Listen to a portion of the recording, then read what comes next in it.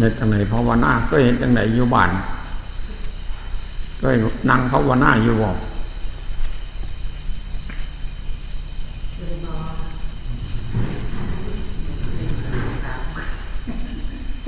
หลายนี่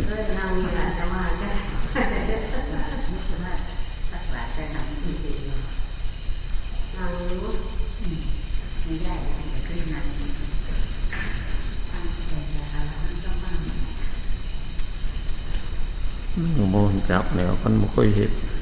บอกแล้วมันก็บ่ฮู้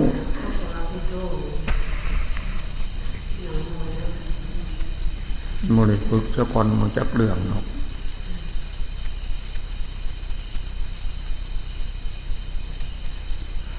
ยังก็จมพุทโธอยู่นั่นน่ะจมพุทโธก็เบิ่งน้องเขาลบออกมันสงบมันบ่ไปบ่มามันอยู่ลมเหลียวมันเอิ้นเป็นสมาธิสมาธิคือความตั้งใจมันในใจเจ้าของซื่อนี่หรอกบ่ส่งออกจากกายใจมันอยู่ในกายนี่เห็นอยู่ในนี่บ่เห็นออกหนีมันเบิ่งอาการกิริยาของกายเป็นรูปธรรมมันเป็นตัวตนของเขามันมารูปธรรมพระเจ้าว่านามธรรมธรรมะอยู่น้ำโตคนหันบ่ยอมผู้อื่นนี่ผู้ใดกระสร้างโตไผโตมั่นนี่ธรรมะประจำหมดสุคนเราก็เอาธรรมะของไผของมั่นออกมาพิจารณาบ่ได้เอาของผู้อื่นนี่ของผู้อื่นคือของผู้อื่นมันของเฮา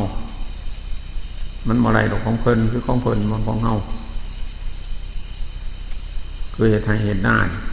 เพิ่นก็เฮ็ดใส่หน้าเพิ่นเฮาก็เฮ็ดใส่หน้าเฮาไปเบิ่งของเพิ่นซื่อๆนั่นล่ะว่าเพิ่นเฮ็ดจังได๋ตอนนั้นไปเบิ่งสังเกตการณ์นั่นจื้อได้ว่าเพิ่นเฮ็ดจังซั่นมันจังเป็นแนวนั้นจื้อแล้วมาเฮ็ดอยู่หน้าเฮาพี่เพิ่นเฮ็ดหน้าก็ได้จังเป็นของเฮาเลยบาดนี้สิไปกินดีของเพิ่นซื้ออ่อนซ่อนเพิ่นซื้อก็ซ้ำนั้นเนี่ยซ้ำได้เบิ่งของเพิ่นซื่อๆน่ะโตบ่ได้หยังพอไปอ่อนสะอ่อนม่อนใจของเพิ่นซื่อมันต้องกลับมาเฮ็ดอยู่ในทีของเจ้าของที่บ้านเนื้อหน้าของเฮาก็คือกายนี่แหละวาจาจิตเรามาเบิ่งอยู่พี่บ่ได้เบิ่งของเพิ่นนี่เบิ่งแล้วมันก็บ่ได้ของเพิ่นคือของเพิ่นของเฮาคือของเฮาแต่ของเฮาบ่ทันได้เฮ็ด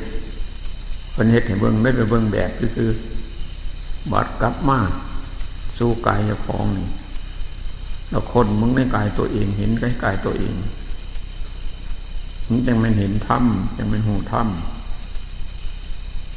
สิไปเห็นน้องความเมาเพิ่นมันบ่เห็นธรรมหรอกนะธรรมของเพิ่นต่างหากเพิ่นเว้าเรื่องของเพิ่นให้ฟังมันบ่เป็นเรื่องของเฮาซะในบาดเพิ่นเว้าแล้วอยากได้คือเพิ่นมันบ่ได้ในบาดบ่เป็นของเฮาของเพิ่นของเฮามันสิเกิดขึ้นมันบ่คือเพิ่นก็เป็นได้ในบาดเพราะมันเฮ็ดบ่คือกันเฮาเฮ็ดมามันบ่คือกันความคือคนก็คือกันการกระทำก็คือกันมันแสดงออกก็แสดงแนวเฮาเฮ็ดเฮาทำบ่ให้เฮาเบิ่งเลยบ่ได้เป็นแสดงเรื่องของเพิ่นเด้ของเพิ่นก็คือของเพิ่นก็แสดงให้ผู้นั้นเบิ่งต่างหากของเฮาอยู่ในเฮาที่มันแสดงเฮาเบิ่งเองคือของเฮา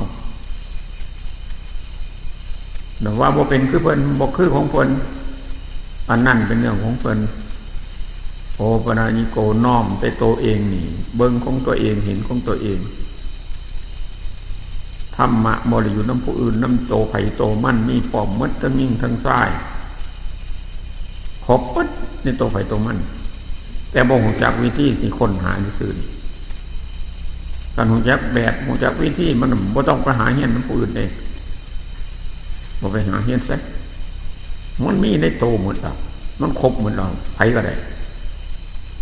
อาการ32ครบหมดธาตุ4ขันธ์5อายตนะภายในภายนอกเท่านั้น ก็จบแล้วหูซ้ำนี่จบแล้วหูในตัวเองจะเป็นหูผู้อื่นหูของผู้อื่นนั่นหูเท่าไรก็หูไปโลดได้ความเบาบนซื่อนั่นน่ะจำก็จำความเบาบนซื่อเบาอะไรก็คือเงี้ยความเบาบนซื่อนี่เก่งก็เก่งความเบาเพิ่นบนของโตเพิ่นได้ทำหูทำเห็นทำเพิ่นเอาของผู้อื่นมาบอกนี่เพิ่นเอาออกจากกายเจ้าของว่าจากจิตใจเขานี่นั่นจะเป็นของเฮาจังเป็นเฮาใดจังเป็นเฮาหูจังเป็นเฮาเห็นคือเห็ดหน้าคือปูบอลต้องเห็ดใส่หน้าเจ้าของบัดเจียวจังใส่เราเจ้าของเอาของเพิ่นมันใส่เราเพิ่นบ่ให้เฮากินปานนั้นนี่คือกันธรรมะเพิ่นเว้ามันของเพิ่นว่าเฮาฟังมันเราไม่เห็นอยู่ในกายว่าจาจิตของเฮามันจะเกิดจังได๋ให้เบิ่งเป็นเรื่องนึงต่างหากมันเกิดบ่คือกันเพราะเฮ็ดบ่คือกันคันเฮ็ดมากคือเพิ่นก็เกิดคือเพิ่นอยู่บ่แม่นบ่คือหมดดอกแต่มันบ่คือกันหมดหรอกคนมันต้องเฮ็ดคนละอย่างแท้ๆล่ะแต่ละคนแล้วมันก็ออกมาตามที่เฮาเฮ็ดไว้พระธรรมย่อมรักษาผู้ปฏิบัติธรรมบ่ให้ตกไปในที่ชั่วคันเฮ็ดดีความดีก็แสดงให้เบิ่งคันเฮ็ดชั่วความชั่วก็แสดงให้เบิ่งมันแสดงเรื่องของตัวเองเนี่ยเรื่องของผู้อื่นมันบ่มาแสดงหรอกของมันเต็มตัวไผตัวมันป้อมหมดละคนแต่ละคนไปหาเอาน้ำผู้อื่นนี่คือนึกว่ามันสิได้บ่ได้หรอกของเพิ่นน่ะเพียงแต่เป็นแผนที่ไปเบิ่งน่ะมาเฮ็ดเป็นหน้าเจ้าของกายเจ้าของวาจาจิตเจ้าของที่เบิ่งอยู่ในตัวเองมันว่าฮู้เองเห็นเองเกิดเองตั้งอยู่เองรับไปเองไผบ่ได้เฮ็ดไผบ่ได้บอกนั่นน่ะคือธรรมแท้คิดเอานั่นมันคือความคิดซื่อๆคือกิเลสคือตัณหาคิดไปปรุงไปแต่งไปแสวงหาเป็นกิริยาของจิตบ่แม่นใจใจที่มันสงบนิ่งมันรู้ตัวเองเห็นตัวเองแต่ว่าใจบ่แม่นกายกายบ่แม่นใจถ้าแยกออกจากกันบ่ได้ก็บ่มีทางแล้วบ่เห็นใจเพราะฉะนั้นเห็นใจเจ้าของซื่อๆนี่หรอกใจเป็นยังไงกายเป็นยังไงเท่านั้นขนมจะกายกับใจหรอกมันก็แล้วเท่านั้นกับคนนอนถูกบ่แม่นแน่อย่าง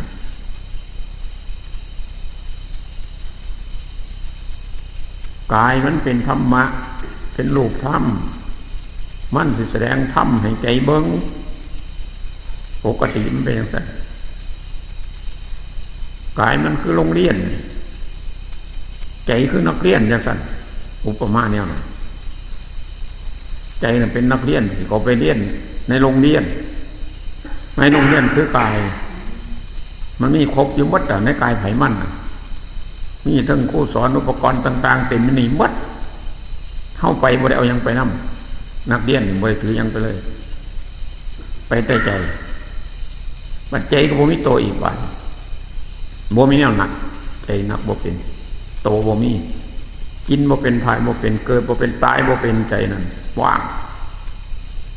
แต่หังหูต้นพุทธะแปลว่าผู้รู้ซื่อๆนี่ล่ะหังบ่มีโตหังหูแต่ว่ากายมีโตแต่กายบ่ฮู้ว่านี่มันเป็นเรื่องจังซี่กายมันคงจักจังซื่อๆอยู่กายคือดินนะเอาดินมาเฮ็ดเอาน้ำเอาลมเอาไฟอันนี้มันฝากบ่เป็นในดินมันบ่ฮู้จักจังน้ำคือกันลมคือกันไฟคือกันอากาศคือกันมันบ่ฮู้ว่ามันเป็นดินเป็นน้ำเป็นไฟเป็นลมผู้ฮู้คือใจต่างหากฮู้ว่าเอาดินเอาน้ำเอาลมเอาไฟมาเบิ่งมาประกอบกันเขามันจะเป็นรูปนี่มันขันบ่มีใจอยู่บ้านนี่มันก็บ่ฮู้จักหยังเราซื่อๆอยู่แผ่นดินคือเฮาอยู่เฮาเหยียบอยู่เย็นขี่ใส่เหี่ยวใส่หลังไฟใส่มันก็ซื่อๆอยู่เพราะมันบ่มีผู้รู้มัดกายของเฮาบาดนี้เพชรเป็นรูปเป็นร่างอยู่จังซี่เราใจเขาบ่อยู่นี้บาดนี่อยู่ในกายมันว่าฮู้ให้สนอก เก็บบนหันปวดบนนี้ร้อนหนาวหิว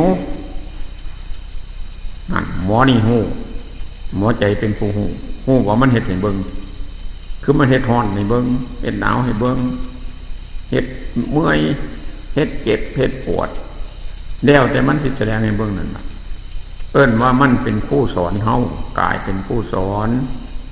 ใจเป็นนักเรียนไปเบิ่งซื่อๆไปดูไปรู้ไปเห็นเพิ่นสิสอนหยังแน่มื้อนี่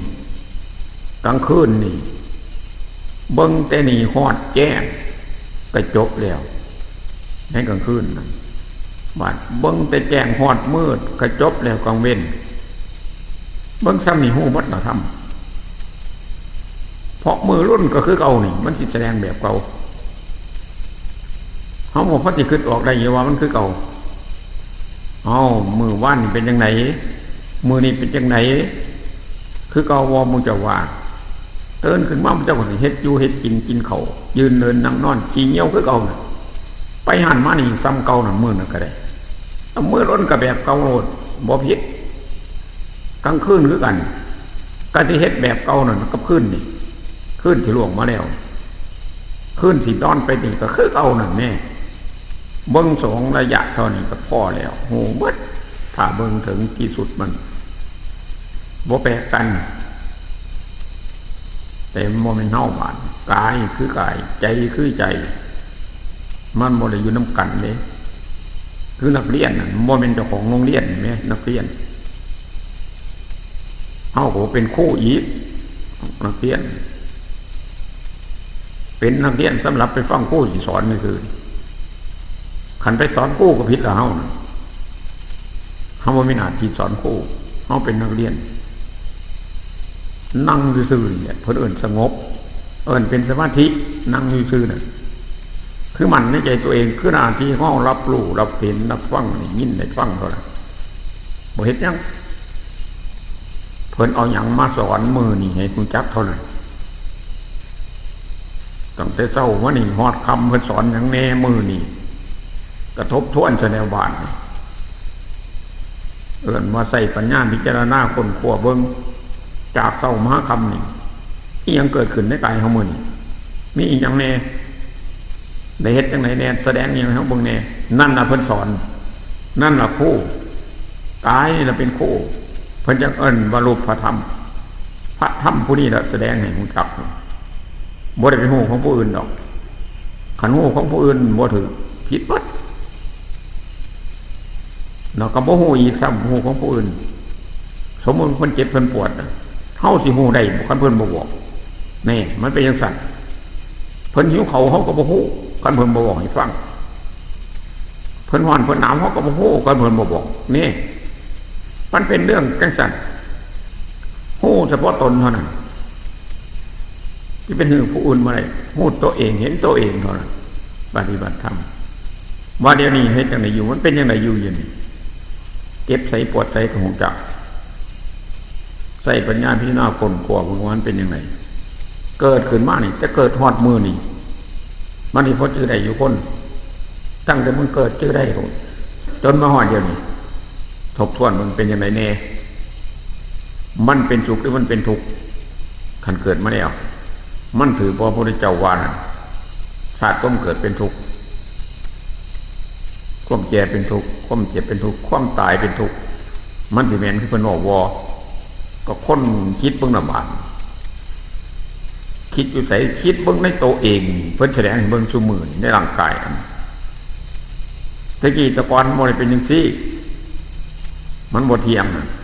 มันถือล่ะอนิจจังทุกขังอนัตตาเป็นปัจจัยรัก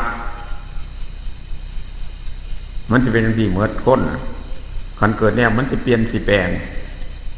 แต่กี้ก็น้อยแล้วก็ใหญ่ขึ้นเปลี่ยนไปน้อยก็แก่น้อยก็เก็บน้อยก็ตายนั่นแหละเอิ้นว่าบ่เที่ยงเอิ้นว่าอนิจจังทุกขังมันก็เป็นทุกข์แล้วมันบ่เที่ยงมันเป็นทุกข์บ่เฮาบ่อยากให้มันเป็นแนวนั้นมันแก่บ่อยากให้แก่เจ็บบ่อยากให้เจ็บตายบ่อยากให้ตายร้อนมันจะร้อนหนาวบ่อยากให้หนาวนี่ มันบ่เป็นไปความคิดบาดมันเป็นของมันเองเฮาบ่ได้แต่งในแก่เก็บตายร้อนหนาวบ่ได้แต่งหิวบ่ได้แทนมันเกิดเองเป็นเองอันนั้นแหละคือธรรมะแท้อันธรรมะคือเอาบ่ถือดอกความคิดซื่อความคิดบ่จริงของจริงบ่ได้คิดของจำนั่นบ่จริงของจริงบ่ได้จำมันเป็นเอาเองฮู้แล้วก็บ่ได้จำแต่มันจริงที่มันบ่จริงมันจำพอมันบ่รู้จักมันบ่ยอมมันต้องจำไว้เพื่อจะมาพิจารณาค้นคว้าใส่ปัญญาจังซั่นมันจังได๋มันจังรู้จักมันจะเอิ้นบ่ฮู้ธรรมเห็นธรรมมันบ่ฮู้เรื่อง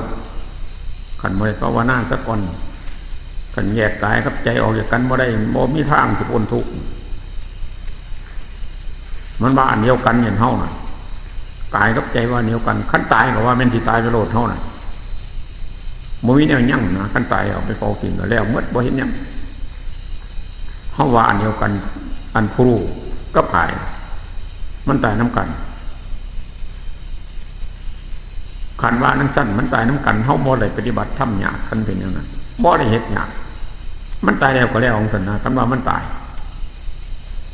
ครอบมันบ่เป็นจังซั่นจังได๋เฮ็ดอย่างนี้ตายแล้วผลบ่ไปเกิดหันเกิดนี้ถ้ามาเกิดว่าเป็นผู้เป็นผีนั่นนั่นนี่ไปเข้าไปสิงผู้นั้นผู้นี้ผู้อยากได้นั่นอยากได้นี่แน่จังซั่นบ่คันมันตายเป็นเท่านั้นบ่กับเฮ็ดบุญหาผู้ตายแน่คันตายแล้วสิทางเราเฮ็ดหยังมันจะได้กินได้ใช้อีหยังคนตายมันบ่ตายตัวรู้บ่ตายตัวจิตบ่ตายจังได๋เฮ็ดหาผู้นั้นเนี่ยผู้บ่ตายน่ะคือจิตนี่แหละความรู้สึกนึกคิดอันนั้นมันบ่ตายมันคงจักอยากทั้งค่อนจักหนาวจักหิวที่ลำบากหมอนี่มันบ่ได้กินมันก็ว่าบ่ได้กินเนี่ยไปจมทนบาดก็ฮ้อนเฮาซั่นแล้วบาดบ่แสดงให้เฮาเบิ่งนำบาดคนอื่นมาเขาไปสิงผู้นั้นผู้นี้ออกปากแสดงกันสิก็นั่นแหละความบ่ตายของจิตนั่นเฮาจังเฮ็ดบุญหาผู้ตายเพราะมันบ่ได้ตายใจบ่ตายตายแต่กายมันคือมันหมดว่าบ่เข้าใจแนวนี้มันได้ทุกข์อยู่ตลอดคันรู้จักว่าใจมันบ่มีโตใจมันบ่มีแก่บ่มีเจ็บบ่มีตายบ่มีกินบ่มีทายบ่มีร้อนมีหนาวร้อนหนาวคือกายกินคือกายตายคือกายนี่มันคนละอันเนี่ยแต่มันแยกออกจากกันแล้วมันบ่ได้ตายนำกันสิไปสำคัญว่าเป็นโตเป็นตนบ่ได้บนจังไหนใจบ่มีโตคนยังว่าอนัตตาบ่มีโตมีตนบ่เป็นของเฮาของเขาก็ว่างมันลงจนแนวบาดสู่ธรรมชาติคือบ่เที่ยงเป็นทุกข์บ่ของเฮาปล่อยมันไปมันยามตายก็ตายไปย้อนยามเจ็บก็เจ็บไปมันแก่ก็แก่ไปเป็นเรื่องของเขาแก่เอาเองเขาบ่ได้บอกเขาแก่บ่ได้บอกเขากินบ่ได้บอกเขาตายเขาเฮ็ดให้เบิ่งแล้วพิจารณาจังได๋บาดว่ามันบ่แม่นกูตัวแก่บ่กูตัวเก็บบ่แม่นกูตัวตาย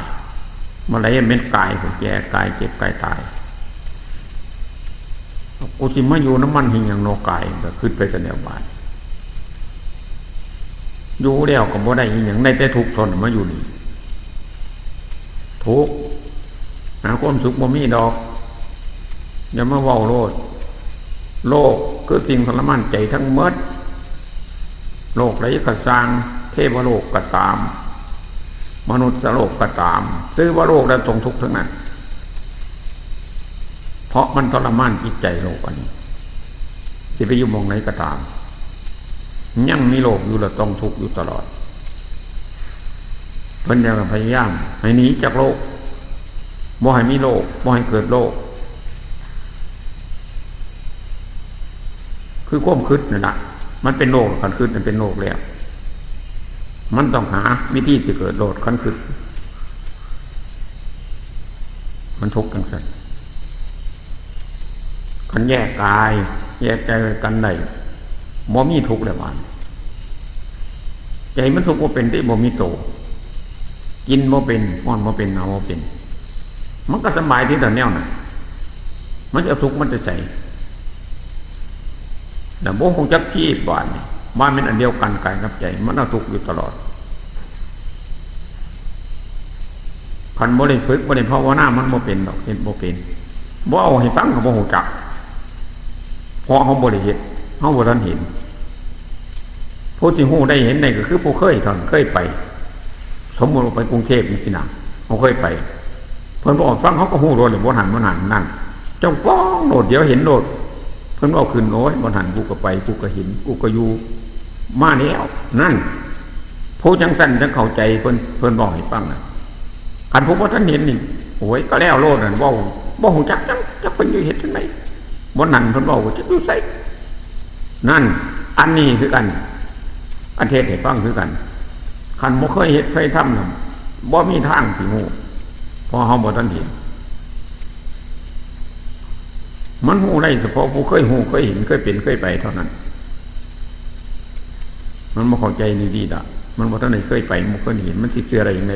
มันบ่เชื่อพร้อมผมบ่เห็นจังซั่นน่ะมันจะบ่แม่นแนวบ่แม่นแนวที่มาเว้าเล่นนอกธรรมของพระพุทธเจ้าเนี่ยเพราะว่าผู้สิฮู้ได้เห็นได้มันจังบ่เสียพระพุทธเจ้าสอนธรรมมันสิสอนเฉพาะผู้เพิ่นสอนได้เด้ผู้สอนบ่ได้เพิ่นบ่ไปสอนให้เสียเวลาปานนั้นเพิ่นฮู้จักว่าผู้นี้สอนแล้วมันก็บ่เอาไว้ผมเพิ่นบ่บอกให้มันเมื่อยผู้นี้สิสอนได้ฮู้จักฮอดความเว้าตัวนี้มันฮู้จักรถหมอนี่เพิ่นสิไปเว้าใส่จังซั่นโลดนะมันมึงสอนโทรไปเด้ผู้ควรสอนมันจังสอนบ่ควรสอนมันก็บ่สอนเพราะมันบ่เกิดประโยชน์เสียขออัดขอทำซื่อๆแล้วเป็นบาปอีกผู้นั้นเพราะมันบ่เชื่อ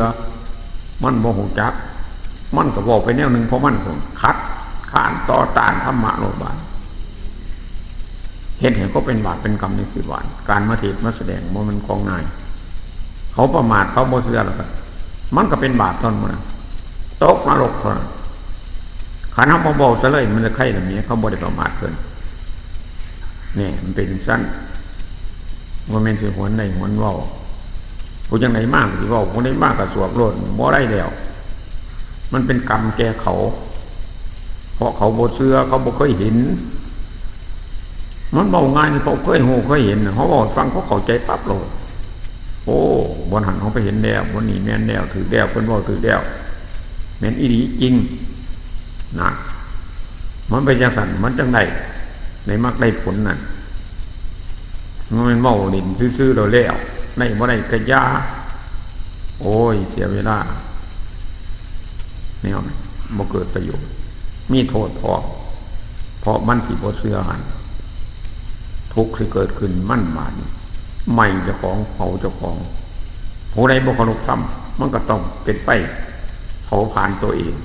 เจ้าของน่ะเผาตัวเองมาพอความบ่เชื่อธรรมของพระพุทธเจ้าเพิ่นเอามาบอกให้ฟังประมาทความประมาทเป็นทางแห่งความตายผู้บ่ประมาทคือผู้บ่ตายมันเป็นหยังจึงบ่ตายมันบ่ประมาทเพราะว่ามันเชื่อพระเจ้ามันเห็นนำพระเจ้ามันก็พ้นทุกข์มันบ่ตายได้บ่มันบ่ตายเพราะมันบ่เกิดอีกเรื่องของมันผู้ใดเกิดอีกผู้นั้นยังตายอีกคือเก่ามันบ่เชื่อพระพุทธเจ้าผู้นั้นเป็นทางแห่งความตายมันบ่เชื่อมันสิตายอีกละอีตาอันตายแล้วตายอีกเกิดอีกนั่นมันตายจังซั่นผู้เชื่อเพิ่นนี่บ่ตายได้บ่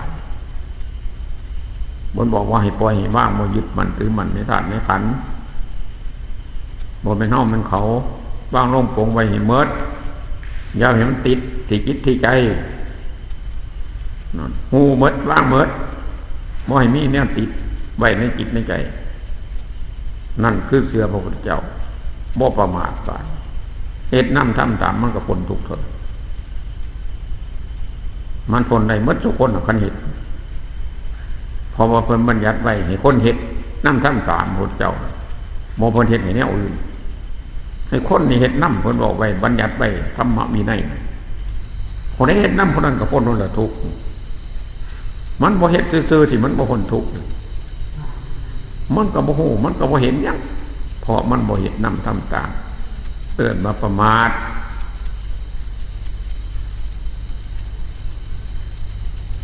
บอกว่ายากคือยากง่ายคือง่ายท่านมีศรัทธาตั้งมั่นนะมั่นในพระพุทธเจ้าเชื่อพระพุทธเจ้าว่าตรัสรู้มรรคผลนิพพานได้จริงมั่นในตัวเพิ่นมั่นในใจเจ้าของอีกว่าโตก็จะเอาให้ได้คือเพิ่นเพราะเพิ่นสอนให้เฮ็ดนำเพิ่นตัดทางเฮาย่างนำเพิ่นฮอดใส่เฮาก็ฮอดหันขึ้นจังซี่แล้วก็ห้วยฮอดหมดทุกคนเพิ่นบ่ได้ตัดไปซื่อๆเพิ่นตัดให้คนย่างนำเพิ่นถึงใส่เฮาถึงหันให้เฮาย่างบ่เศร้ามันจังซั่นนี่ล่ะมันจังได๋มีขันติวิริยะสัจจะความจริงใจเฮ็ดอีหยังเฮ็ดจริงทำจริงเฮ็ดให้สุดขุดให้ถึงน่ะบ่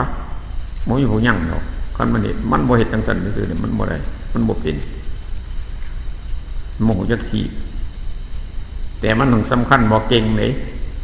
คนบ่ฮู้จักนี่ว่าตัวเก่งเต็มที่เด้เก่งที่สุดไม่ฮู้สู้หรอกความคิดน่ะมันคิดไปแต่คนผู้เพิ่นเป็นเพิ่นเก่งเพิ่นบ่ได้คิดที่ผ่านเพิ่นบ่ว่าเพิ่นเก่งเพิ่นซื่อๆอยู่เราคือเพิ่นบ่เก่งซั่นแหละพูดน่ะคือเพิ่นบ่เป็นซั่นแหละมันบ่มีแนวสิคิดบ่มีแนวสิเว้าบ่มีแนวสิอวดเพิ่นฮู้จักหมดเพิ่นว่างกินหมดนะมันถูกเพิ่นสิเอาไปนี่หยังเอามาอวดให้มันทุกข์เฮ็ดหยังนั่นมันเป็นซั่นอวดเก่งๆโมกเก่งๆก็คือคนยังบ่ทันพ้นน่ะธรรมดาของเต็มมันบ่ดังคือกวดคือกระโบกจริงบอกไม่จริงเห็นบ่ก็น้องไปเป่ามันก็ดังโบกกับบ่มีหยังเต็มบ่มีน้ำหยังเต็มกวดคือกันถ้าเฮาใส่น้ำเต็มมันสิดังบ่ดังแล้วมันบ่มีบ่สิดังมันเต็มน่ะ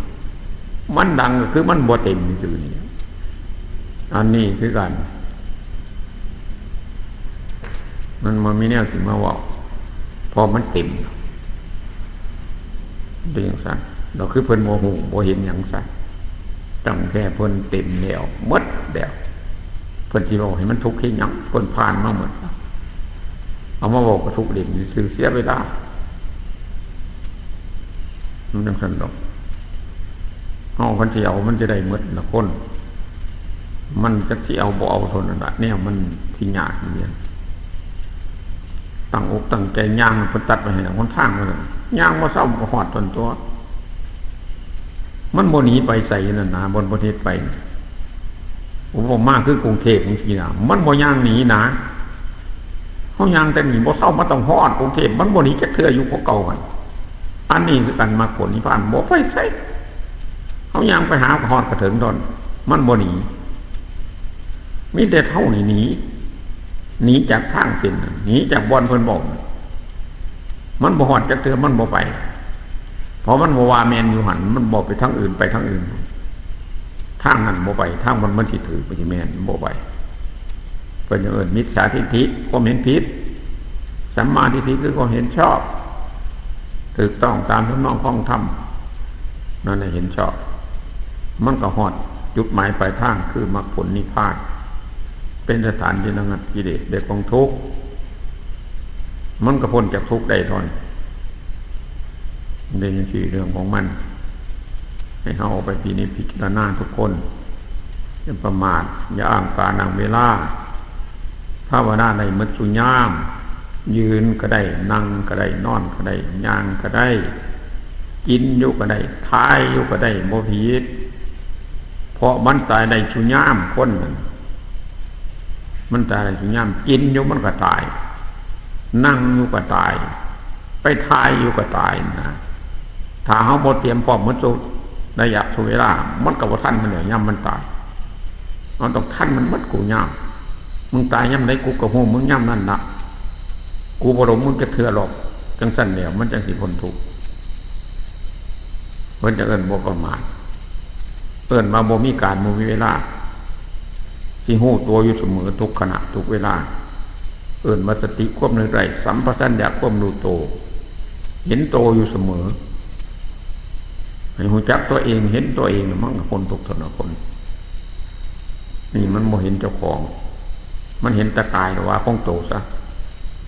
ถือดินมันเป็นโตถือน้ำเป็นของโตถือไฟเป็นของโตถือลมเป็นของโตมันโง่คันมันโตเอามันจะใส่โตบ่มีโตเอาอย่างมาเห็ดเอาอย่างมาท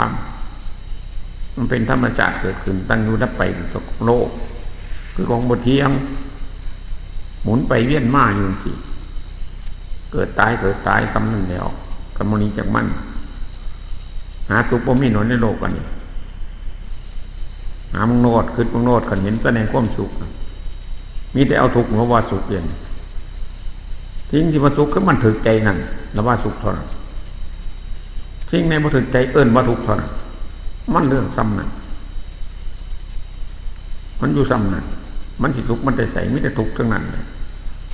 ยืนก็ทุกข์บ่ยืนก็ทุกข์นี่ย่างก็ทุกข์บ่ย่างก็ทุกข์นั่งก็ทุกข์บ่นั่งก็ทุกข์นอนก็ทุกข์บ่นอนก็ทุกข์นี่มันทุกข์อยู่มองไหนเอามาบอกนี่ที่สุขมันบ่มีสิไปสะอ่อนว่อนใจอย่างน้ำโลกมันเป็นทุกข์อยากหนีแต่เพราะกันหนีอยากอยู่เราอยู่โมหามกันว่ามันดีอยู่ก็อยู่ไปผู้นี้ได้มันต้องเบื่อหน่ายใครความติดจิตมันจะหลุดได้ขันว่าท่านเรือท่านนายบ่มีทางที่ออกจากทุกข์บ่มีแต่ทางที่หมุนหาทุกข์ผู้ออกจากทุกข์ได้ต้องเบื่อต้องนายคลายความติดจิตมันจะหลุดได้ภาวนาให้มันเป็นสันทั้งไหนท่านบนุษย์ประพลมีแต่ทุกข์ลำไปเอาดูได้เศร้าแหละพ่อจื้อเอาถ้ากันไปเหตุเห็นมันไหนมันเป็นกันอย่างนี้จังโลกเขาไม่อย่างนี้เพราะกันสู่เข้าไปเหตุเข้าไปหอดมือตายมันเศร้าหรอกเหตุเบียดเหตุบ่ไรมันก็เศร้าหรอกกินบ่ไรมันก็เศร้ากินก็ตายหรอกนะ